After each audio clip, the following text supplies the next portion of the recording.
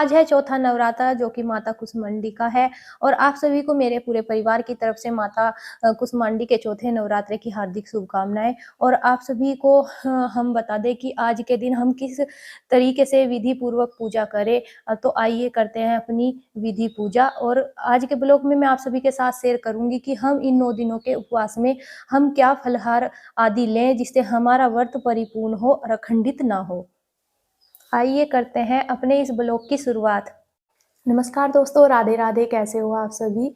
तो हमने शुरू कर दिया है अपनी इस ब्लॉग को और आप सभी को माँ भगवती दुर्गा के चौथे स्वरूप माँ कुष्मांडा के चौथे नवरात्रे की हार्दिक शुभकामनाएं। जैसे कि आप सभी को पता है कि हमारा अभी मॉर्निंग रूटीन यही चल रहा है कि हम सुबह सुबह उठते हैं और अपने घर की साफ सफाई करने के बाद हम नहा धोकर अपना माता रानी के दरबार में माता रानी का आशीर्वाद प्राप्त करने के लिए आते हैं। अभी तो मेरे पति देव नहाने के लिए गए हैं, मैं नहा धो के तैयार हो गई हूँ।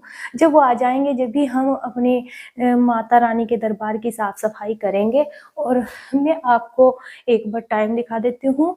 उठ तो मैं 4 बजे ही गई थी, लेकिन मैंने झाड़ू पोछा जो लगाया है और बस वही टाइम हो गया है। अभी देखिए पूरे 5 बज चुके हैं। और आपको मौसम का भी मैं हाल दिखा देती हूँ। प्रतिदिन मौसम करवटें बदल रहा है, कभी तो गर्मी, कभी सर्दी, कभी बरसात। बस पता नहीं लगता कि क्या हो रहा है और क्या नहीं, क्योंकि सभी ने सर्दियों के कपड़े उठा के रख दिए थे, लेकिन फिर भी मौसम दोबारा से वे सर्दियों के सभी कपड़े निकालने पड़ गए सभी को। लगभग देखिए अंधेरा भी काफी हो रहा है। अभी बैक कैमरे से आपको मैं दिखाती हूँ। और रात तो बारिश हुई थी हल्की हल्की, अब तो बारिश नहीं हो रही, लेकिन रात बारिश हुई, पूरी रात बारिश रही। ये देखिए हल्का सा गीला भी हो रहा है और हवा बहुत ही ठंडी चल रही है इस टाइम पे। बहुत ही ज्यादा ठंड दोबारा से हो गई है। तो मैं आ गई हूँ माता रानी के दरबार में और ये भी नहा धो लिए थे। अपना जिस तरह हम प्रतिदिन माता रानी के दरबार की साफ सफाई करते हैं, तो यहाँ पर मैं साफ सफाई करने लगी हूँ। और जो पुष्प चढ़ाए हुए थे वो पुष्प मैंने सभी उतार दिया माता रानी के दरबार में से। और अपना पहले मैं शुद्धिकरण करूँगी जिस तरह रोज करते हैं हम। शुद्धिकरण करने के बाद अपना मेरे पास सभी सामग्री मैंने ला के रख लिया जो माता रानी को मुझे चढ़ानी है।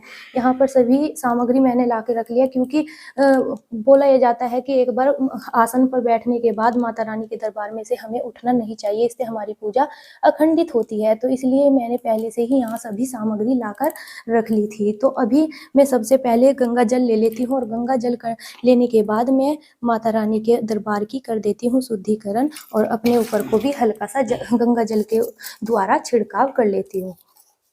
जय हो माता रानी। और माँ कुष्मांडा आपके पूरे परिवार पर अपनी कृपा बनाए रखे।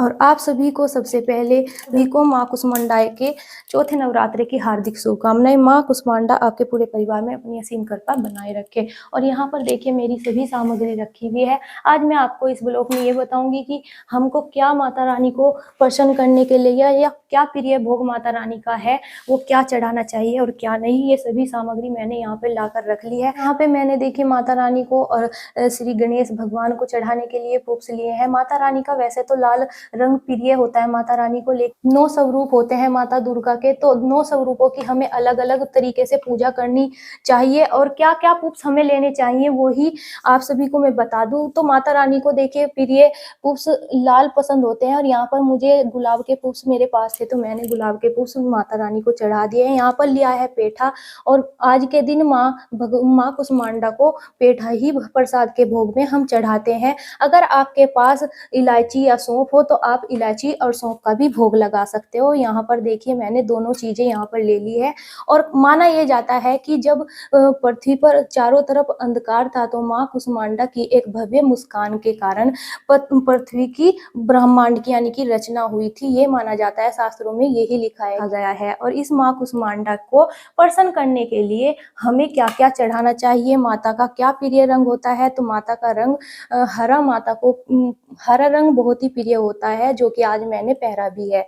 और तो पहले तो हम अपनी पूजा पाठ कर लेते हैं। जो हमने तैयारी कर ली है, अपनी साफ सफाई की पूरी तैयारी हमारी हो गई है। मैंने माता रानी को पुष्प भी चढ़ा दिए हैं। अब मैं जलाऊंगी धूप बत्ती और अपनी पूजा पाठ हम शुरू करते हैं। और शुरू करने के बाद मैं इस ब्लॉग में आप सभी को आज ये बताऊंगी कि हमें इन 9 दिनों में माता रानी के भोग में क्या क्या लेना चाहिए सुबह शाम, जिससे हमारा व्रत परिपूर्ण हो। तो यही आपके साथ इस ब्लॉग में मैं शेयर करूंगी। पहले हम कर लेते हैं माँ कुष्मांडा की पूजा। और ये व्रत हमारे 9 दिन चलते हैं। और इसी के उपरांत हमें क्या क्या आहार लेने चाहिए सुबह शाम, वो आज के ब्लॉग में मैं आप सभी के साथ शेयर करूंगी, जिससे हमारा व्रत परिपूर्ण हो। तो आइए चलते हैं, करते हैं अपनी पूजा पाठ को शुरू।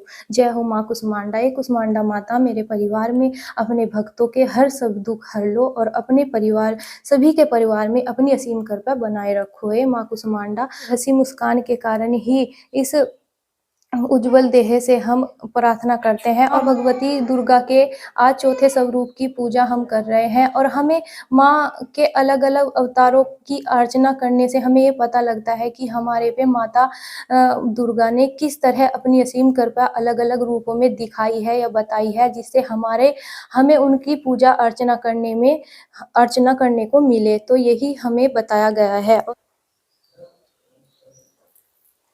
दुर्गे माँ की आरती। जय अम्बे गौरी मैया, जय श्यामा गौरी। उज्जवल से देहु नैना, उज्जवल से देहु नैना, चंद बदनिनी को। जय अम्बे गौरी, कनक समान कलेवर राक्तांबर राजे, मैया राक्तांबर राजे। अम्बे गौरी कहरी वाहन राजत, खड़क खपर धारी, मैया खड़क खपर धारी। शूर नर मुनि जन सेवत, शूर नर मुनि जन सेवत, तिनके दुख हारी। जय अम्बे गौरी, कानन कुंडल शोभित, नासांगज मोती, मैया नासांगज मोती। कोटि चंद्र दिवाकर, कोटि चंद्र दिवाकर, राजत सम ज्योति। जय अम्बे गौरी, मैया तुम्हें कमला रानी, आगमन निगम बखानी, आगमन निगम बखानी, तुम शिव पट रानी। जय अम्बे गौरी, तुम ही जग की माता, तुम ही हो भरिता, मैया तुम ही हो भरिता। भगतन के दुख हरिता, भगतन के दुख हरिता, सुख संपत्ति करिता। जय अम्बे गौरी। जयकारा शेरावाली का, बोल साचे दरबार की जय। हे माता रानी, जो भी भूल चूक हो माफ करना, क्षमा करना अपने भक्तों को। जय हो माता रानी, शत शत नमन, सदा ही जय हो। ओम नमो माता शिवाय, जय हो माता शिवाय।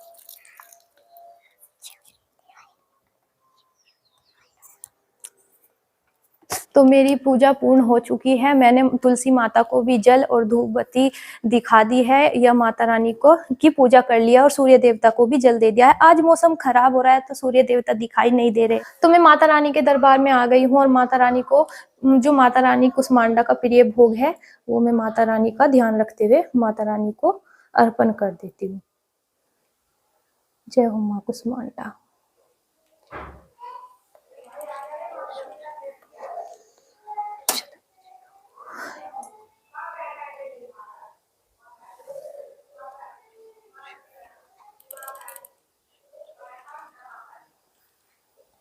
कि 9 दिन के माता के व्रत चल रहे हैं, और इसमें हमें आहार के तौर पर क्या लेना चाहिए जिससे हमारा व्रत परिपूर्ण हो सके।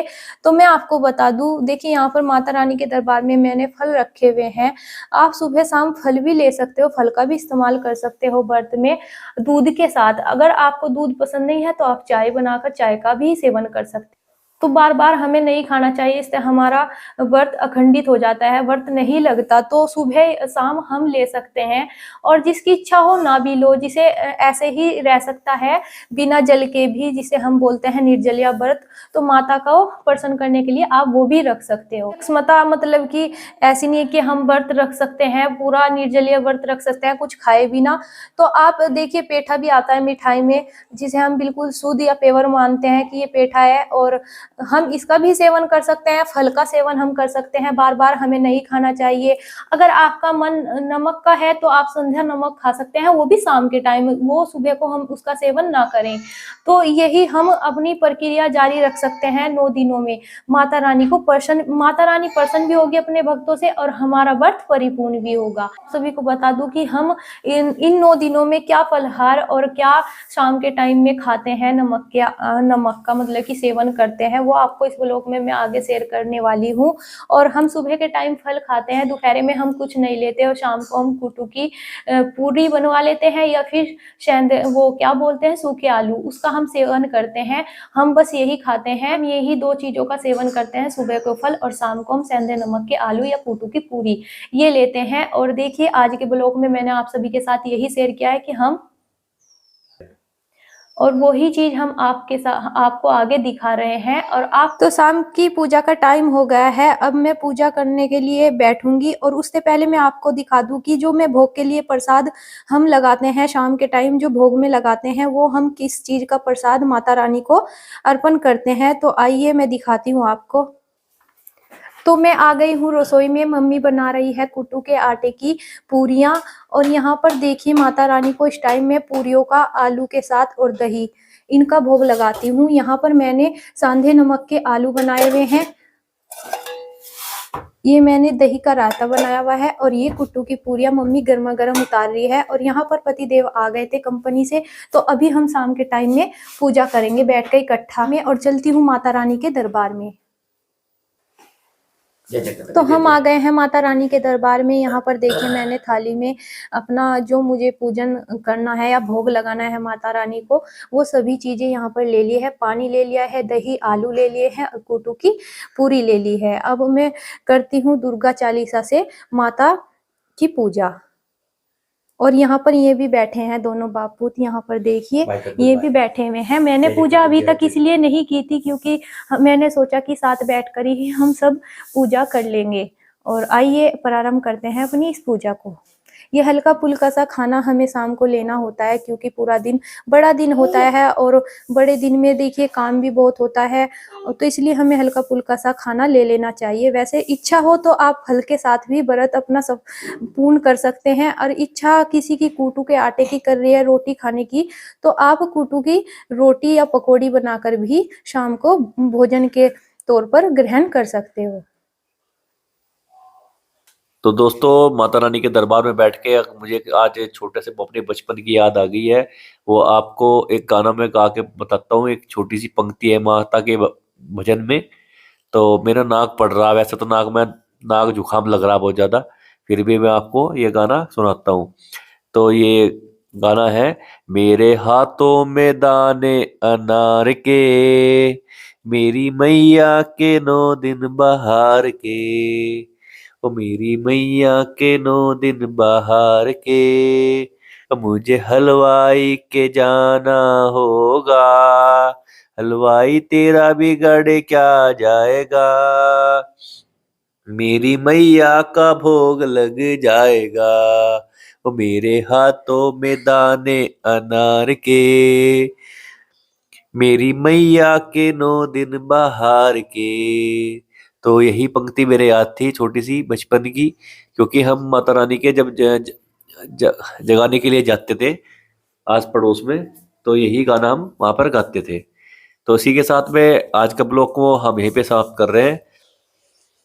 तो माँ कुसुमांडा के आशीर्वाद के साथ हम अपने इस ब्लॉग को यहीं पर समाप्त करते हैं। आपको मेरा ये ब्लॉग कैसा लगा तो प्लीज मुझे कमेंट करके जरूर बताना, और कमेंट बॉक्स में जय माता दी लिखना ना भूलिए। आपकी सभी मनोकामना पूर्ण हो, माता कुसुमांडा आपकी सभी मनोकामना पूर्ण करे। मेरा परिवार और मैं यही कामना आप सभी के लिए करते हैं। आप सभी को मिलती हूँ मैं एक नए ब्लॉग में, तब तक के लिए आप सभी को बाय बाय, राधे राधे और जय माता दी।